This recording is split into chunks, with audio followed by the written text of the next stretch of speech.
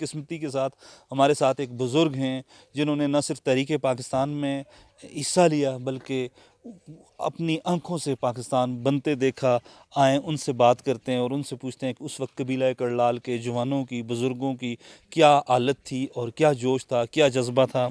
آج ان کا نام ناظرین حاجی آزاد صاحب ہے اور یہ باڑہ گلی کے قریب کے رہائشی ہیں. حاجی صاحب سے پوچھتے ہیں تحریک آزادی کا احوال. حاجی صاحب یہ بتائیں کہ جس وقت پاکستان بن رہا تھا اس وقت آپ بھی جوان تھے، تو کیا پوزیشن تھی، کیا حالات تھے؟ ہم 14 سال ہیں کہ میری عمر 14 سال.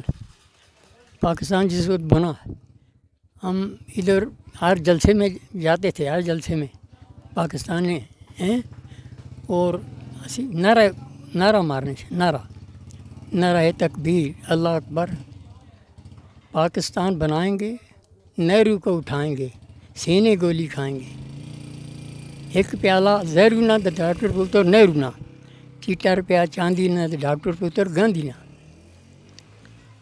یہ نعرے سے مارنے سے.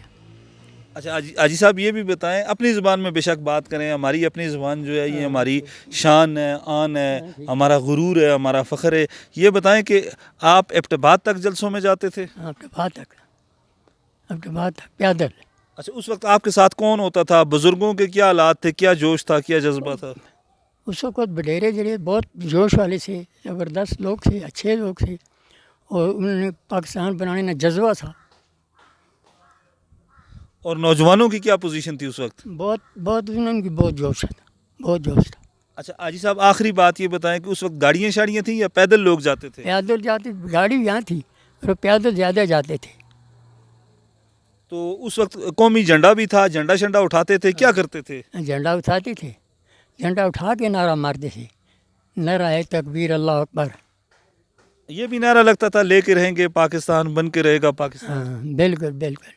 آخر میں ناظرین ہم ان سے پھر کہیں گے کہ وہ نعرہ یہ دوبارہ دہرائیں جو اس وقت یہ نعرہ جو تھا وہ بلند کرتے تھے. نعرہ تکبیر اللہ اکبر، نعرہ تکبیر اللہ اکبر.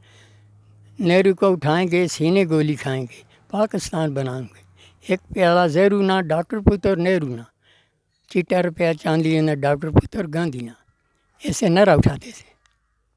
ناظرین یہ وہ جوش اور جذبہ تھا جو اس وقت قبیلہ کرلال کے جوانوں اور بزرگوں میں تھا، اور یہی وجہ تھی کہ آج کا خیبر پختونخوا اور اس وقت کا صوبہ سرحد آج پاکستان میں شامل ہے.